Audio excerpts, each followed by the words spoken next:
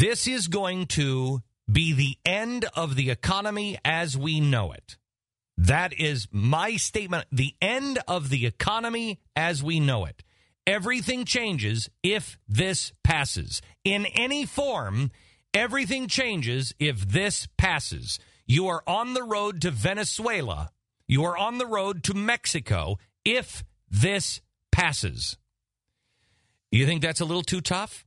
This, on today's broadcast, we will play audio. We're getting it from Breitbart TV. They just found this from Andy Stern, who says, we are going to fundamentally change. Never has this been done before in history, where we will fundamentally transform and change the entire economy. Well, that's what they're doing. That's what they're doing. In his audio clip, he talks about, it's taken 1,000 years to change this. It takes 300 years to change this. We're going to fundamentally transform everything. He also talks about the redistribution of wealth. Remember, he's a globalist. He's an internationalist. He's not talking about taking it from the rich and giving it to the poor just in America. The poor in America are rich to the rest of the world. He's an internationalist. He's going to have to represent, we are just one little client for SEIU. They have countries and clients all over the world. The workers of the world unite. Well, you have a higher standard of living than Mexico. You have a higher standard of living than India. You have a higher standing of living than almost everybody on planet Earth. You're about to give it all away to them. Mm-hmm. Once he convinces you to take from the rich here, you think he's over in India telling them that we're only going to take it from their rich? Workers of the world. They will equalize the entire planet. Now, let me ask you this. Do you think it is workers? Do you think it is more likely that your wages will continue to go up? And as they unite the entire world, that they're going to bring people that are making 70 cents in Bangladesh up to your standard of living? Do you think people that are making cars, doing your phone service in India, do you really think that it is more likely that we are going to bring the rest of the world to our union standards? Or are they going to tube this damn economy to where there is nothing left, and that way the entire world will be equal and we'll all struggle together? That's what they're doing.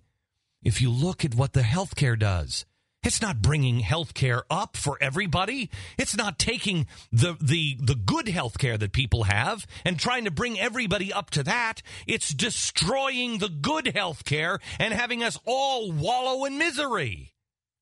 That is what they're going to do on the economy. That's what they're going to do on your jobs. That's what they're doing in every sector, in every corner of this country.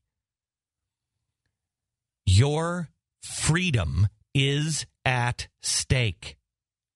This is the moment.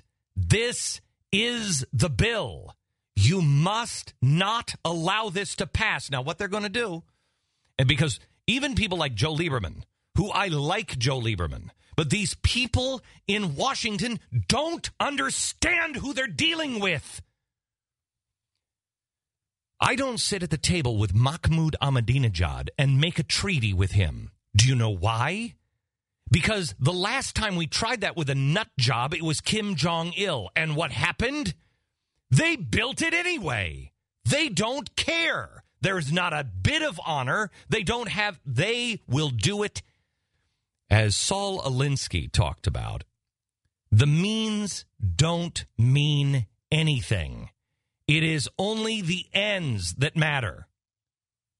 So Joe Lieberman has said, I'm not going to vote. I'm not going to vote against cloture because I think we need to have a debate. Well, I think it's wrong as well to stop debate. You've got to be able to debate things, but not when you're sitting at a table with people that you cannot trust. You don't even talk to those people. Because what they'll do is they're going to get past that 60-vote barrier. And they'll get there by people like Joe Lieberman, who's a reasonable guy and has good intent. You'll get past it by people like that who say, you know what, look, we got to be reasonable. We have to have a debate. And then Harry Reid will go for the 51 count and he'll pass this thing. And it will be a nail in the coffin of America. And it could happen by Saturday. You must get on the phone in your districts. You must wake everybody up you know. This is the end of prosperity in America forever if this bill passes. This is the end of America as you know it if it passes. You must not allow this to pass. You must get on the phone with your senator and your congressman and tell them in no uncertain terms, if you pass this, if you don't stop this dead in their tracks, I have to tell you, I will dedicate my life to making sure that you do not ever serve in office ever again. I don't care if you are up for I don't care if you're not up for re-election for 1,400 years. I will be standing at the booth to vote against you, and I will dedicate all my resources, all of my time to defeat you. You stand with the unions or you stand with the freedom of America. One of the two. There is no choice here.